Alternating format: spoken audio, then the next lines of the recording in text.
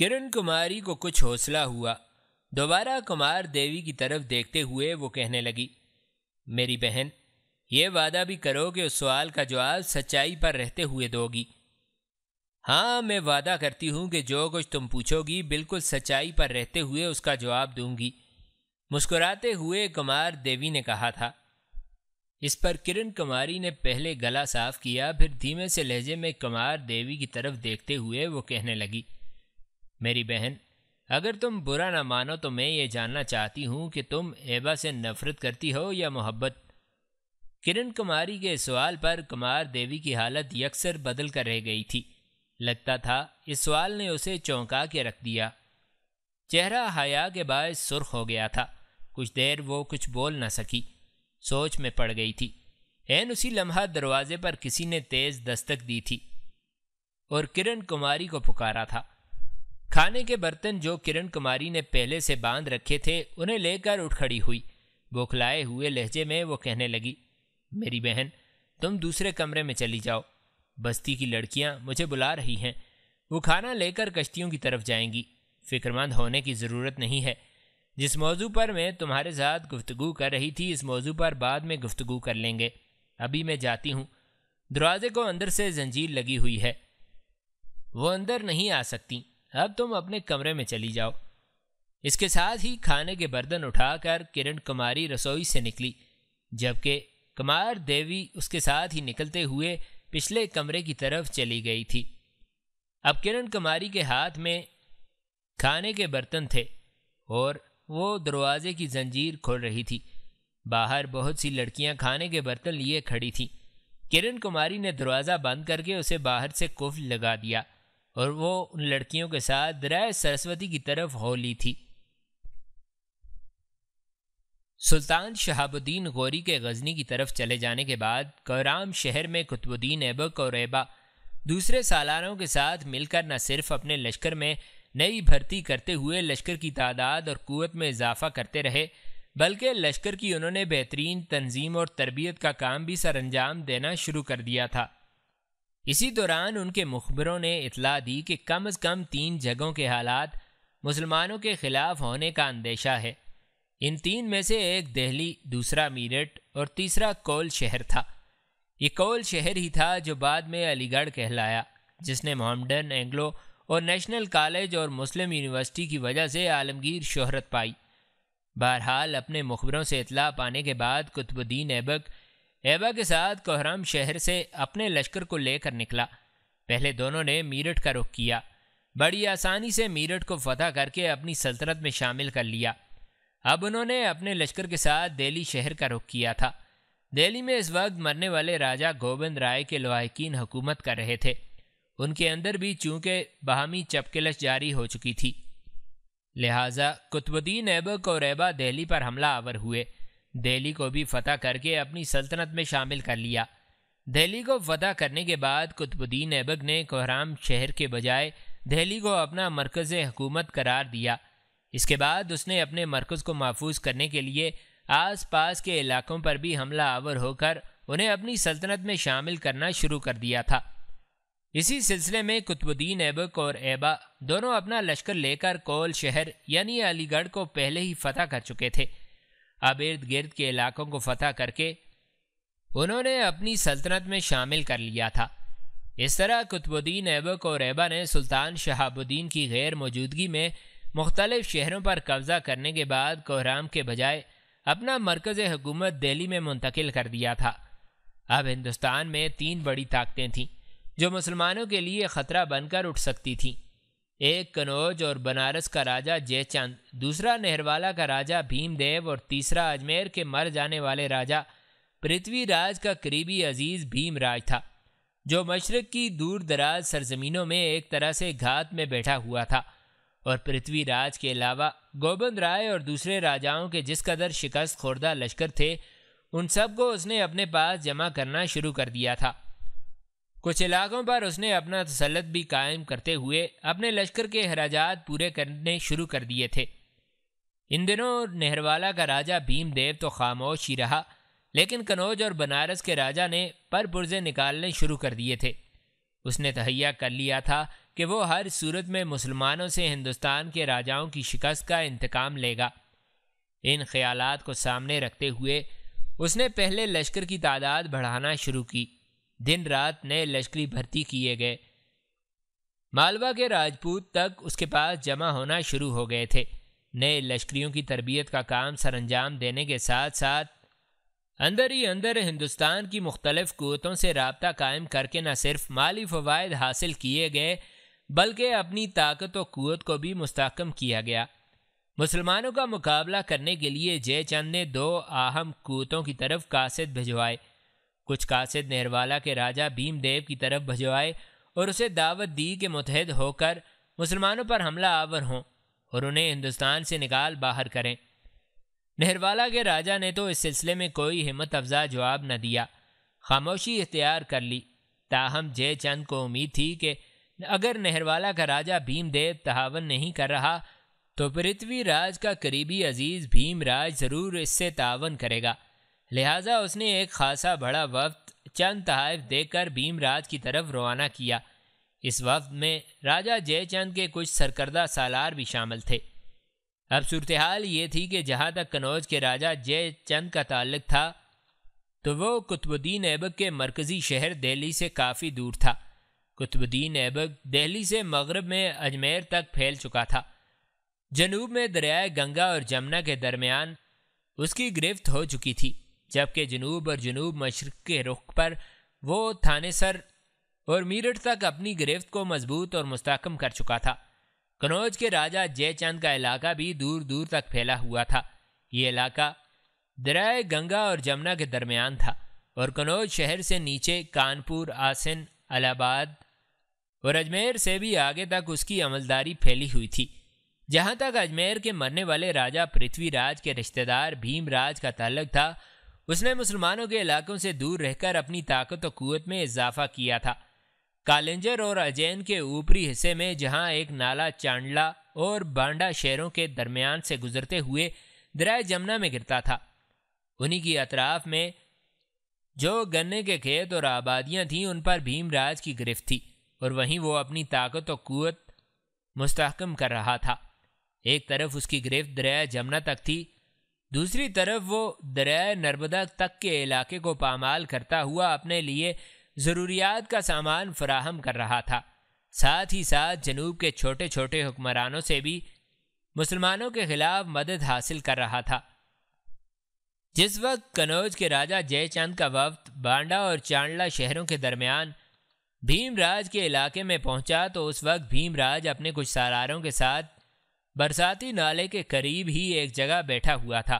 اس نے راجہ جے چند کے اس وفد کا بہترین انداز میں استقبال کیا، ان سب کو عزت اور احترام کے ساتھ اپنے قریب بٹھایا اور انہیں مخاطب کرتے ہوئے وہ کہنے لگا، میرے عزیز بھائیو، کیا میں جان سکتا ہوں کہ کنوج کے راجہ جے چند نے تم لوگوں کو کس مقصد کے تحت میری طرف بھیجا ہے؟ اس وفد کے ارکان نے سب سے پہلے تو وہ تحائف بھیم راج کی خدمت میں پیش کیے جو کنوج کے راجہ نے اس کے لیے بھجوائے تھے۔ وہ ساری چیزیں دیکھ کر بھیم راج بڑا خوش ہوا۔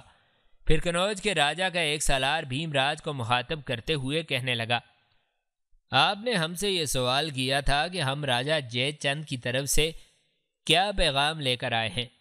آپ کے اس سوال کا جواب دینے کے بجائے اگر میں آپ سے یہ سوال کروں کہ آپ ان علاقوں میں کس مقصد کے لیے اپنی طاقت اور قوت میں اضافہ کر رہے ہیں اور آپ کے کیا مقاصد ہیں، تو پھر آپ برا نہ مانیے گا۔ بھیم راج کے چہرے پر ہلکا سا تبسم نمودار ہوا اور کہنے لگا، میں نے یہاں قیام کے دوران اپنی طاقت و قوت میں خوب اضافہ کر لیا ہے۔ اس وقت جو میرے پاس تربیت یافتہ لشکر ہے ویسا اجمیر کے راجہ پرتھوی راج چوہان کے پاس بھی نہیں تھا۔ جہاں تک تمہارا یہ سوال ہے کہ میں کن مقاصد کے تحت ایسا کر رہا ہوں، میں نے تہیہ کر رکھا ہے کہ میں ہر صورت میں مسلمانوں کے سلطان شہاب الدین غوری کو شکست دے کر اسے ہندوستان سے نکال باہر کروں گا۔ میں نے یہ سوگند بھی کھائی تھی کہ اگر مجھے کبھی مسلمانوں کے سلطان کے خلاف کامیابی حاصل ہوئی تو میں مسلمانوں کے اس حکمران کا سر اپنے ہاتھوں سے کاٹوں گا۔ یہاں تک کہنے کے بعد بھیم راج رکا، پھر انتہائی دکھ بھرے انداز میں وہ کہہ رہا تھا، ہماری سب سے بڑی بدقسمتی ہے کہ ہندوستان کے سارے راجہ اکٹھے ہو چکے تھے، ان کی تعداد 100 سے بھی کہیں زیادہ تھی، اور ان کے مقابلے میں مسلمان سلطان اکیلا تھا۔ وہ اپنے مرکز سے بھی دور تھا، اسے کہیں سے بھی ہم سے زیادہ کمک نہیں مل سکتی تھی، لیکن پھر بھی نہ جانے کیا ہوا کہ ہمارے مقابلے میں اسے فتح ہوئی۔ میں سمجھتا ہوں یہ ہماری بدقسمتی تھی، یا ہم نے خلوص نیت کے ساتھ ترائن کی اس دوسری جنگ میں حصہ نہیں لیا تھا۔ یہ ہندوستان کے مختلف راجاؤں میں کھوٹ تھا، جس کی بنا پر انہیں کامیابی نہ ہو سکی۔ اب میں نے تہیہ کر رکھا ہے کہ مسلمانوں کو یہاں سے نکال باہر کر کے ہی دم لوں گا۔ اب تم اپنے آنے کا مقصد بیان کرو۔ بھیم راج جب خاموش ہوا تب وہ سالار مسکراتے ہوئے کہنے لگا، ہمارے یہاں آنے کا مقصد وہی ہے جو آپ بیان کر چکے ہیں۔ ہمارے راجا جے چند نے ہمیں آپ کی طرف اسی مقصد کے لیے روانہ کیا ہے۔ ٹھیک ہے، ترائن کے میدانوں میں جو جنگ ہوئی اور جن راجاؤں کو شکست اٹھانا پڑی ان میں ہمارا راجا جے چند بھی تھا، لیکن وہاں حالات اور تھے۔ اس وقت کنوج کے راجا کی تیاری مکمل نہ تھی۔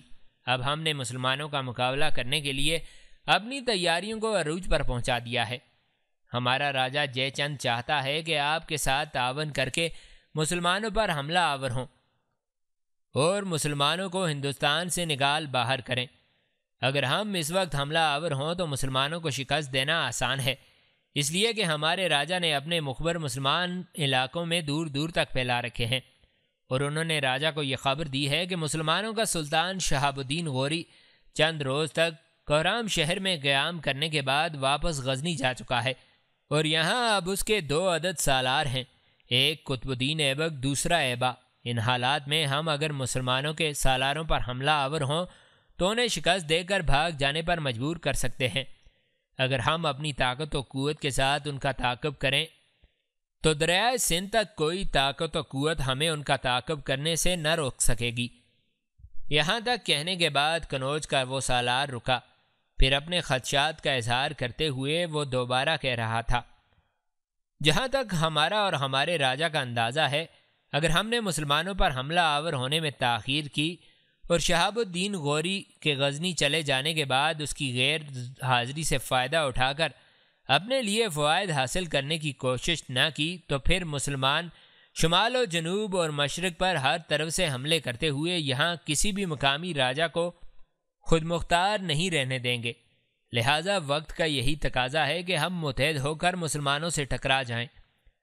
جہاں تک ہمارے راجا جے چند کا لاہ عمل ہے تو وہ آپ کا تعاون چاہتا ہے۔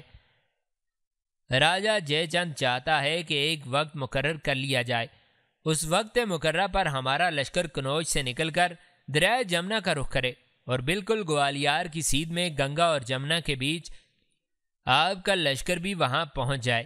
اس کے بعد دونوں لشکر متحد ہو کر دریائے جمنا کے کنارے کنارے متھرا سے ہوتے ہوئے آگے بڑھیں اور پھر مسلمانوں کے سالاروں سے ٹکرائیں۔ اگر ہم ایسا کریں تو مسلمانوں میں اتنا دم خم نہیں ہوگا کہ وہ ہمارا مقابلہ کر سکیں۔ جہاں تک مسلمانوں کے لشکر کا تعلق ہے تو مخبر ہمارے راجا جے چند کو اطلاع دے چکے ہیں کہ مسلمانوں کا کل لشکر 2 حصوں میں تقسیم ہو چکا ہے۔ ایک حصے کو لے کر شہاب الدین غوری غزنی جا چکا ہے، باقی کا آدھا لشکر قطب الدین ایبک اور ایبا کے پاس ہے۔ گو یہ دونوں شہاب الدین غوری کے بہترین سالار ہیں، لیکن ہم چونکہ ان پر عددی فوقیت رکھتے ہیں، لہٰذا اگر ہم پیش قدمی کرتے ہوئے ان پر حملہ آور ہوں تو ہمیں امید ہے وہ ہمارا مقابلہ نہیں کر سکیں گے۔ ایک بار جنگ کے دوران اگر ہم نے ان کے قدم اکھیڑ دیے تو وہ پھر کہیں بھی جم کر ہمارا مقابلہ نہیں کر سکیں گے۔ جب ایسا ہوگا تب ہم مسلمانوں کو ان سرزمینوں سے نکال باہر کرنے میں کامیاب ہو جائیں گے۔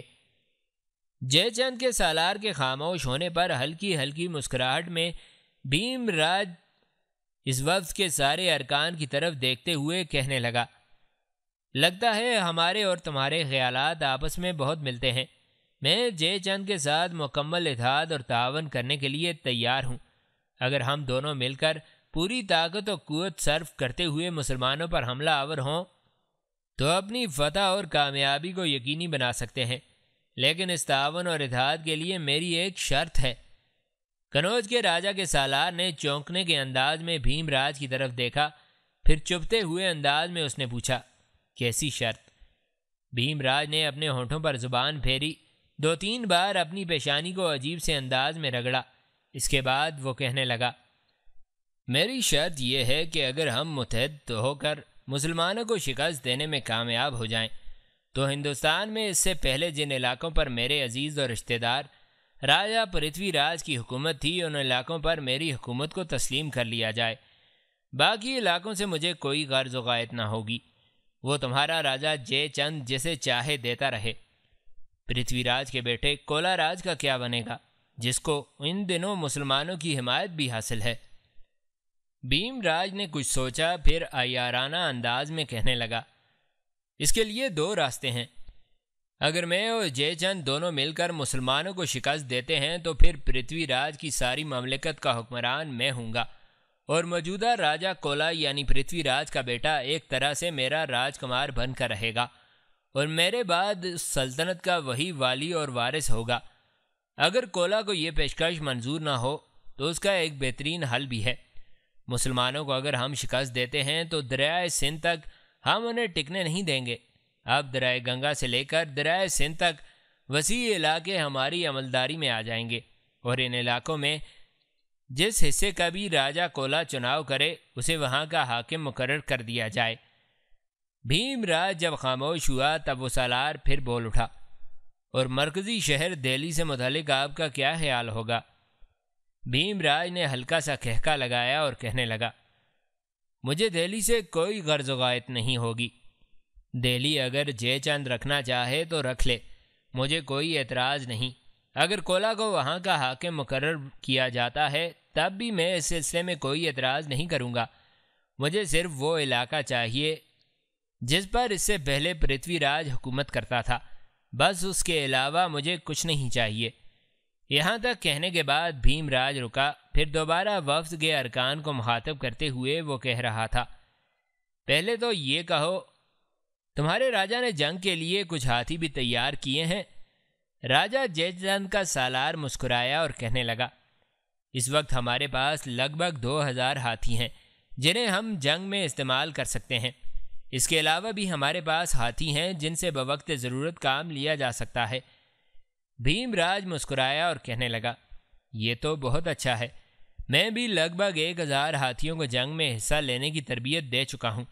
ہماری بدبختی کے ترائن کے میدانوں میں جو مسلمانوں کے سلطان کے ساتھ ہماری دوسری جنگ ہوئی، اس میں مرکزی کمانداری چونکہ پرتھوی راج کے ہاتھ میں تھی، اور پرتھوی راج متحدہ لشکر کو صحیح معنوں میں لڑا نہ سکا۔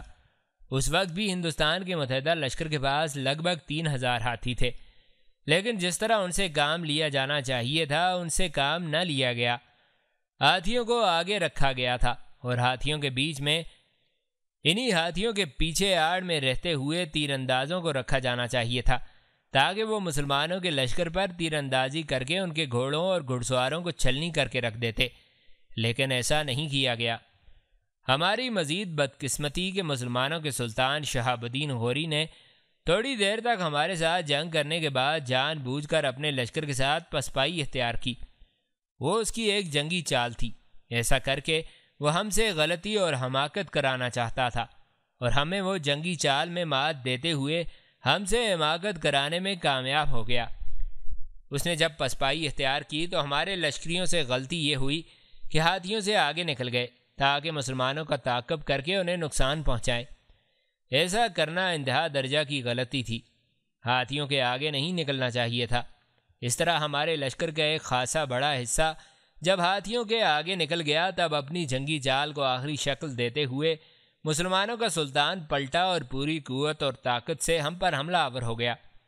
اس حملے میں ہی ہمارے لشکر کے ایک بہت بڑے حصے کو کاٹتے ہوئے اس نے اپنی کامیابی اور فتح مندی کا پہلا دروازہ کھول دیا تھا، اس لیے کہ اس حملے کے دوران ہمارے انگنت لشکری مارے گئے، اور ہماری مزید بدقسمتی کہ اس موقع پر ہم نے ہاتھیوں سے کوئی کام نہ لیا، اور نہ ہی ہم لے سکے اور نہ ہی لے سکتے تھے، اس لیے کہ لشکر کا ایک بہت بڑا حصہ ہاتھیوں سے آگے جا چکا تھا، اور ہاتھی اس موقع پر بیکار ہو گئے تھے، اور جس وقت مسلمانوں نے ہاتھیوں سے آگے نکلنے والے ہمارے لشکر کا خاتمہ کر دیا، اس وقت اگر ہم ہاتھیوں کو استعمال بھی کرتے تب بھی ان کا فائدہ نہ ہوتا، اس لیے کہ اس وقت تک مسلمان لشکریوں کے حوصلے ہمارے لشکر کے ایک بڑے حصے کو کاٹنے کے بعد بلند ہو چکے تھے، اور جب اس موقع پر ہاتھیوں سے کام لیا گیا تو مسلمانوں نے ہمارے ہاتھیوں کو تیروں سے چھلنی کر دیا تھا۔ یہ بھی دیکھا گیا کہ بہت سے مسلمان لشکری دلیری اور جرأت مندی کا مظاہرہ کرتے ہوئے اپنے گھوڑوں کو بھگاتے ہوئے آگے بڑھے، اور کئی ہاتھیوں کی انہوں نے سونڈیں کاٹ کے رکھ دی تھیں۔ اس طرح انہوں نے جہاں ہمارے لشکر کے ایک بہت بڑے حصے کو موت کے گھاٹ اتارا، وہاں ہاتھیوں میں سے اکثر کو بیکار کر کے رکھ دیا تھا۔ یہاں تک کہنے کے بعد بھیم راج تھوڑی دیر کے لیے رکا، کچھ سوچا، پھر جے چند کے سفارتکاروں کو مخاطب کرتے ہوئے وہ کہہ رہا تھا، میں چاہتا ہوں اس سے پہلے جو ہم نے ترائن کے میدانوں میں غلطیاں کی تھیں انہیں دہرایا نہ جائے۔ میرے لشکر کے اندر ایسے بھی جوان ہیں جو جانتے ہیں کہ میں نے پرتھوی راج کو مشورہ دیا تھا کہ اپنے کسی بھی لشکری کو ہاتھیوں سے آگے جانے کی اجازت نہ دینا، لیکن پرتھوی راج نے میرا کہا نہ مانا۔ وہ یہ خیال کیے ہوئے تھا کہ ہماری نسبت وہ جنگ کا وسیع تجربہ رکھتا ہے اور صرف وہی ایسے جنگی طریقے اپنا سکتا ہے جنہیں استعمال کرتے ہوئے مسلمانوں کو پسپا کیا جا سکتا ہے، انہیں شکست دی جا سکتی ہے۔ میرے علاوہ ہندوستان کے کچھ دیگر راجاؤں نے بھی اسے یہ مشورہ دیا تھا کہ جس طرح وہ ہاتھیوں کے پیچھے پیچھے پیش قدمی کر رہا ہے ایسے ہی کرتا رہے، اور یہ پیش قدمی مسلمانوں کے لشکر تک جاری رکھی جائے تو ہماری فتح و کامیابی یقینی ہوگی۔ پرتھوی راج مسلمانوں کے سلطان شہاب الدین غوری کے چکمے میں آ گیا۔ مسلمانوں کے سلطان شہاب الدین غوری نے ایسی جنگی ترکیب کی کہ پرتھوی راج ہی نہیں، اس نے سارے ہندوستان کے راجاؤں کو اپنے سامنے چاروں شانے چت کر کے رکھ دیا۔ اب میں مسلمانوں سے جنگ کرنا چاہتا ہوں، اس میں محتاط رہنا چاہتا ہوں۔ میں نے پہلی شرط تمہارے سامنے پیش کر دی ہے کہ مسلمانوں کی شکست کے بعد ان علاقوں کا حکمران میں ہوں گا جو اس سے پہلے پرتھوی راج کی عملداری میں تھے۔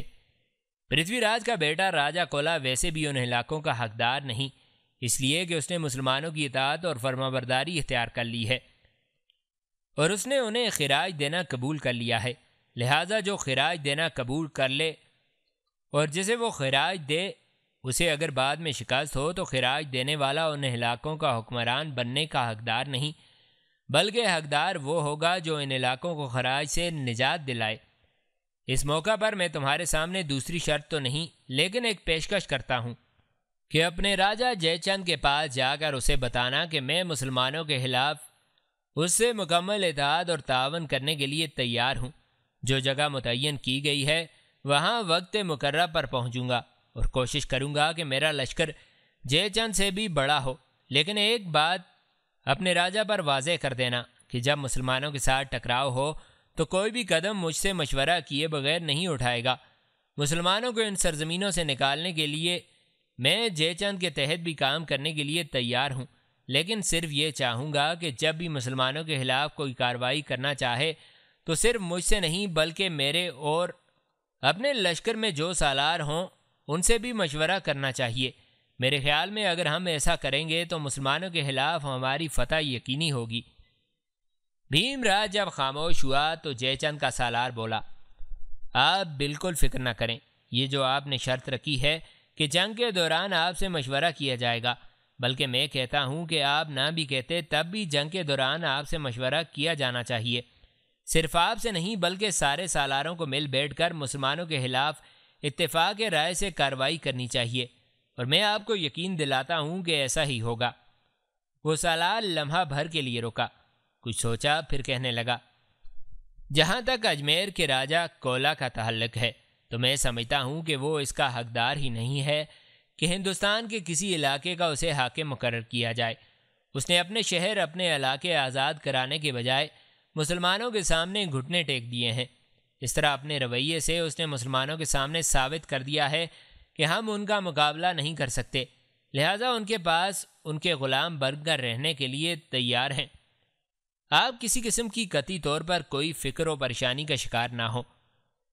میں آپ کو اپنے راجہ کی طرف سے یقین دلاتا ہوں کہ ہر طرح سے آپ کے ساتھ تعاون کیا جائے گا اور یکجہتی کا مظاہرہ کیا جائے گا۔ میں آپ کو یقین دلاتا ہوں کہ جب ہم دونوں قوتیں مل کر مسلمانوں کو شکست دیں گے تو جو علاقے ان سے واپس لیے جائیں گے ان کا فیصلہ آپ کی مرضی کے بغیر نہیں کیا جائے گا، بلکہ ان علاقوں سے متعلق جو فیصلہ آپ کریں گے وہی ہمارے لیے آخری ہوگا۔ آپ یہ بات بھی اپنے ذہن میں بٹھا لیں کہ یہ باتیں میں صرف اپنی طرف سے نہیں کہہ رہا، جے چند نے یہ ساری باتیں سمجھا کر ہمیں بھیجا ہے۔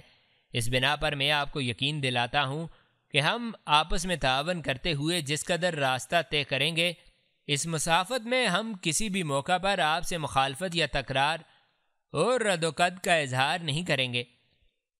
جے چند کے سالار کی اس گفتگو سے بھیم راج خوش ہو گیا تھا۔ کچھ دیر مسکراتا رہا، پھر کہنے لگا، اگر یہ بات ہے تو پھر چند روز میرے ہاں مہمان کی حیثیت سے قیام کرو، تمہاری تھکاوٹ بھی اتر جائے گی، اس کے بعد واپس جاؤ۔ جے چند سے مشورہ کرنے کے بعد میری طرف قاصد بھجوا کر یہ بتا دینا کہ مجھے کب اور کس روز دریائے گنگا اور جمنا کے بیچ گوالیار کی سیدھ میں اپنے لشکر کے ساتھ پہنچنا ہے۔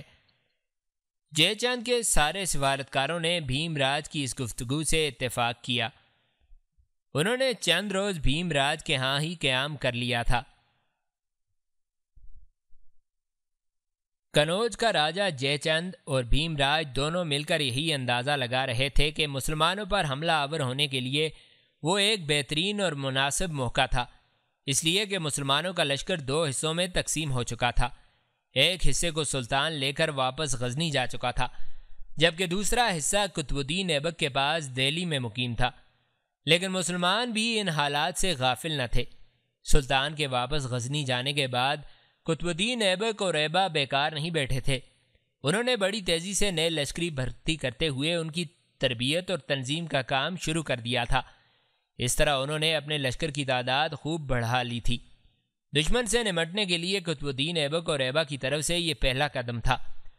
دوسرا قدم جو اپنے تحفظ کے لیے انہوں نے اٹھا رکھا تھا وہ یہ کہ انہوں نے کنوج کے مشرق اور جنوب کے ان علاقوں کی طرف جہاں ان کا قبضہ نہیں تھا، اپنے بڑے پراسرار اور انتہائی کارگر قسم کے مخبر پھیلا رکھے تھے، اور وہ مخبر کنوج کے راجہ جے چند اور بھیم راج کی نقل و حرکت سے پوری طرح خود بھی باخبر رہتے ہوئے یہ ساری خبریں دہلی پہنچا رہے تھے۔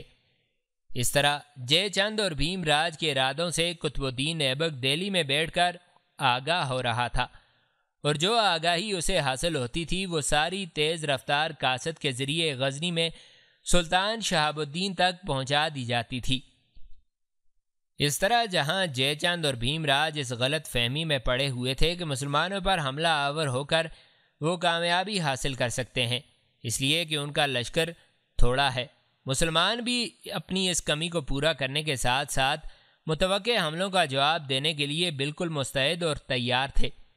سلطان شہاب الدین نے جب یہ اندازہ لگایا کہ کنوج اور بنارس کا راجہ جے چند اب اپنے علاقوں سے نکل کر مسلمانوں کے علاقوں پر حملہ آور ہونے کی کوشش کرے گا، لہٰذا سلطان بھی اپنے لشکر کے ساتھ غزنی سے نکلا۔ کوہستانی سلسلوں کے اندر سے آندھی اور طوفان کی طرح گزرتا ہوا وہ میدانوں میں داخل ہوا۔ تیز بگولوں کی طرح اس نے دریاؤں کو عبور کیا اور نہ رکنے والے اندھیاؤں کی طرح وہ دہلی کی طرف بڑھا۔ سلطان شہاب الدین غوری نے غزنی سے روانہ ہونے سے قبل اپنے تیز رفتار قاصد قطب الدین ایبک کی طرف بھجوا دیے تھے اور اپنی آمد سے آگاہ بھی کر دیا تھا، لہٰذا قطب الدین ایبک نے اپنے چند دستوں کے ساتھ دہلی کے کافی مشرق میں سلطان شہاب الدین غوری کا بہترین انداز میں استقبال کیا۔ سلطان شہاب الدین جب اپنے لشکر کے ساتھ دہلی سے مشرق کی طرف بڑھ رہا تھا تو اس نے اپنے سامنے قطب الدین ایبک اور ایبا کو آتے دیکھا۔ تب اس نے اپنے گھوڑے کی رفتار کم کر دی تھی۔ قطب الدین ایبک اور ایبا اور ان کے لشکریوں کے قریب آ کر سلطان نے اپنے گھوڑے کی باگیں کھینچتے ہوئے اسے روک لیا اور پیچھے پیچھے اس کا پورا لشکر رک گیا تھا۔ پھر سلطان نے کسی قدر فکرمندی اور پریشانی کا اظہار کرتے ہوئے قطب الدین ایبک اور ایبا کی طرف باری باری دیکھا اور پھر پوچھا، میرے بچوں خیریت تو ہے؟ تمہارا اس طرح ان دستوں کے ساتھ دہلی سے یہاں میری طرف آنا میں سمجھتا ہوں کسی علت کے بغیر نہیں ہے۔ سلطان کے اس استفسار پر ایبا اور قطب الدین ایبک دونوں مسکرا دیے تھے۔ پھر قطب الدین ایبک سلطان کی طرف دیکھتے ہوئے کہنے لگا، سلطان محترم ایسی کوئی بات نہیں ہے، آپ کی آمد کی اطلاع ہمیں آپ کے قاصد پہلے ہی دے چکے تھے۔ میں اور ایبا تو اپنے ان دستوں کے ساتھ صرف آپ کا استقبال کرنے کے لیے آئے ہیں۔